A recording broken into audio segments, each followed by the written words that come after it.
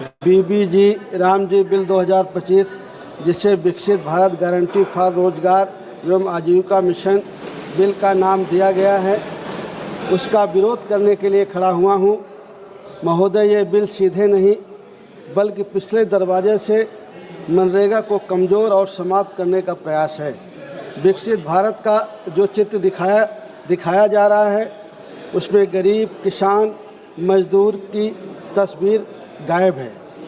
मनरेगा कोई साधारण योजना नहीं थी मानवर, बल्कि काम मांगने पर काम पाने का कानूनी अधिकार था, जो गांधी जी ने ग्रामीण स्वावलंबन के विचार पर आधारित था।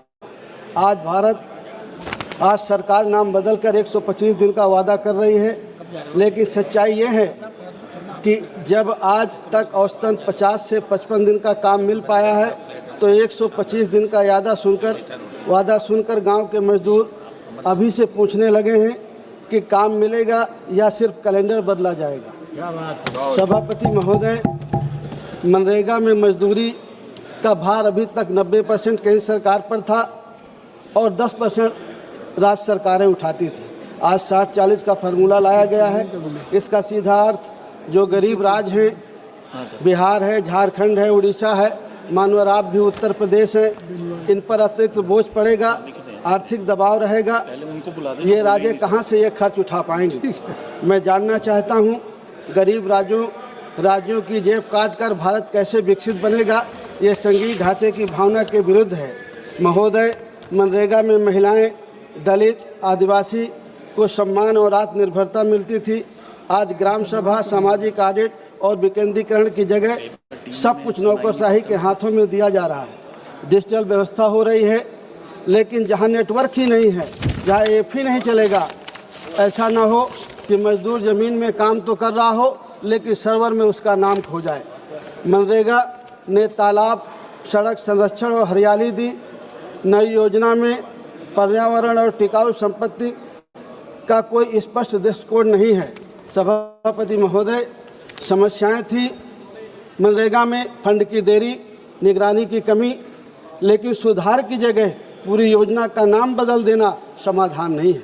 नाम बदलने से ना रोजगार बढ़ता है, ना भूख मिटती है, ये सिर्फ राजनीति दिखावा है। महोदय, मनरेगा को खत्म करने से इस विनाशकारी कदम का हम पुरजोर विरोध करते हैं और आपसे एक अपील है कि मानवर मजदूरी पर ध्यान दीजिए। 234 रुपया अभी मजदूरी है। 234 रुपया में 50 से 55 दिन काम मिलता है। अगर आपको 125 दिन काम देना है और बदलना ही है तो 500 मजदूरी करिए और 125 दिन पूरे काम दीजिए। अगर 125 दिन भी हम काम देते हैं तो साल भर में मजदूर को 62,500 रुपया मिलता है, जो सिर्फ 5,200 रुपया महीने होता है। आज की जो स्थिति है 234 रुपया में अगर हम 125 जोड़ें, 125 दिन का काम जोड़ें तो उसे सिर्फ 2,500 रुपया मिलता है। तो माननीय, मेरा आपसे निवेदन है आपके माध्यम से कि सरकार इस पर ध्यान दें। बहुत बहुत धन्यवाद।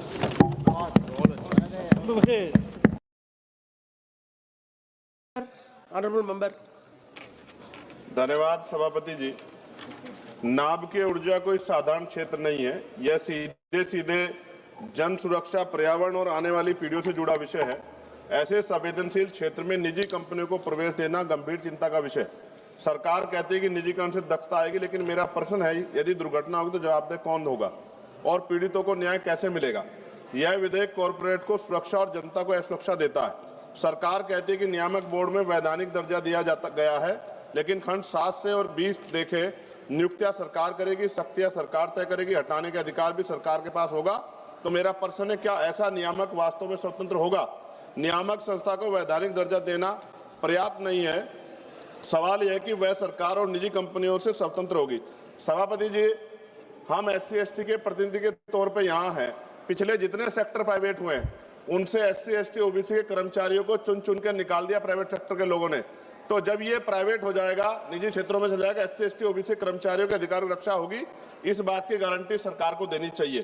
खंड 3, 7 और 9 के माध्यम से नाभ के क्षेत्रों में निजी कंपनियों को लाइसेंस और सुरक्षा प्राधिकार देकर प्रवेश का रास्ता खोला गया है, लेकिन मेरा प्रश्न, क्या मुनाफे पर चलने वाली कंपनियां सुरक्षा को सर्वोपरि रखेंगी? महोदय, परमाणु दुर्घटना की कीमत कंपनी देश की जनता को चुकानी पड़ती है। खंड 11 से 15 स्पष्ट करते हैं कि नाव के दुर्घटना की स्थिति में जवाबदेही को सीमित और नियंत्रित कर दिया गया है। यह विधेयक 2010 के नागरिक नाव के दायित्व कानून की मूल भावनाओं को कमजोर करता है। खंड 12 और 13 में प्राकृतिक आपदा, आतंकवाद जैसे वाहनों के तहत देयता से छूट और सीमा तय की गई है। खंड 14 सरकार की देयता को भी सीमित करता है। नाव के दुर्घटना का प्रभाव सालों तक नहीं बल्कि पीढ़ियों तक रहता है, लेकिन यह विधेयक पीड़ितों के अधिकारों पर कानूनी कैप लगा देता है। महोदय, खंड 15 के अंतर्गत निजी संचालकों के लिए बीमा अनिवार्य, लेकिन सरकारी नाव के प्रतिष्ठानों को इससे छूट दी गई। ये दोहरा मापदंड क्यों? क्या सरकारी संयंत्रों में दुर्घटना नहीं हो सकती है?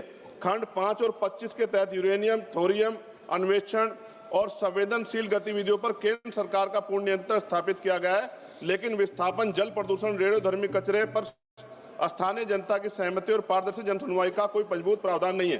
अंत में सभापति जी, हम विकास के खिलाफ नहीं, लेकिन जन सुरक्षा कीमत पर विकास स्वीकार्य नहीं। इसलिए मेरी मांग है कि इसको जेपीसी में भेजा जाए। धन्यवाद। जय भीम। उसका विरोध करने के लिए खड़ा हुआ हूं। महोदय, ये बिल सीधे नहीं बल्कि पिछले दरवाजे से मनरेगा को कमज़ोर और समाप्त करने का प्रयास है। विकसित भारत का जो चित्र दिखाया जा रहा है उसमें गरीब, किसान, मजदूर की तस्वीर गायब है।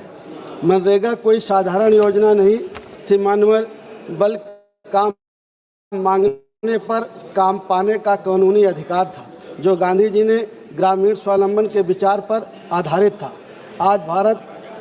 आज सरकार नाम बदलकर 125 दिन का वादा कर रही है, लेकिन सच्चाई ये है कि जब आज तक औसतन 50 से 55 दिन का काम मिल पाया है, तो 125 दिन का वादा सुनकर गांव के मजदूर अभी से पूछने लगे हैं कि काम मिलेगा या सिर्फ कैलेंडर बदला जाएगा। सभापति महोदय, मनरेगा में मजदूरी का भार अभी तक 90% केंद्र सरकार पर था और 10% राज्य सरकारें उठाती थी। आज 60-40 का फार्मूला लाया गया है। इसका सीधा अर्थ जो गरीब राज्य हैं, बिहार है, झारखंड है, उड़ीसा है, मानवर आप भी उत्तर प्रदेश हैं, इन पर अतिरिक्त बोझ पड़ेगा, आर्थिक दबाव रहेगा। ये राज्य कहाँ से ये खर्च उठा पाएंगे? मैं जानना चाहता हूँ, गरीब राज्यों की जेब काटकर भारत कैसे विकसित बनेगा? ये संघीय ढांचे की भावना के विरुद्ध है। महोदय, मनरेगा में महिलाएं, आदिवासी को सम्मान और आत्मनिर्भरता मिली थी। आज ग्राम सभा, सामाजिक ऑडिट और विकेंद्रीकरण सब कुछ नौकरशाही के हाथों में दिया जा रहा है। डिजिटल व्यवस्था हो रही है, लेकिन जहां नेटवर्क ही नहीं है, जहां ऐप ही नहीं चलेगा, ऐसा हो कि मजदूर जमीन में काम तो कर रहा हो लेकिन सर्वर में उसका नाम खो जाए। मनरेगा ने तालाब, सड़क संरक्षण और हरियाली दी। नई योजना में पर्यावरण और टिकाऊ संपत्ति का कोई स्पष्ट दृष्टिकोण नहीं है। सभापति महोदय, समस्याएं थी मनरेगा में फंड की देरी, निगरानी की कमी, लेकिन सुधार की जगह पूरी योजना का नाम बदल देना समाधान नहीं है। नाम बदलने से ना रोजगार बढ़ता है, ना भूख मिटती है, ये सिर्फ राजनीति दिखावा है। महोदय, मनरेगा को खत्म करने से इस विनाशकारी कदम पर का हम पुरजोर विरोध करते हैं और आपसे एक अपील है कि मानवर मजदूरी पर ध्यान दीजिए। 234 रुपया अभी मजदूरी है। 234 रुपया में 50 से 55 दिन काम मिलता है। अगर आपको 125 दिन काम देना है और बदलना ही है तो 500 मजदूरी करिए और 125 दिन पूरे काम दीजिए। अगर 125 दिन भी हम काम देते हैं तो साल भर में मजदूर को 62,500 रुपया मिलता है, जो सिर्फ 5,200 रुपया महीने होता है। आज की जो स्थिति है 234 रुपया में अगर हम 125 जोड़ें, 125 दिन का काम जोड़ें तो उसे सिर्फ 2,500 रुपया मिलता है। तो मानव मेरा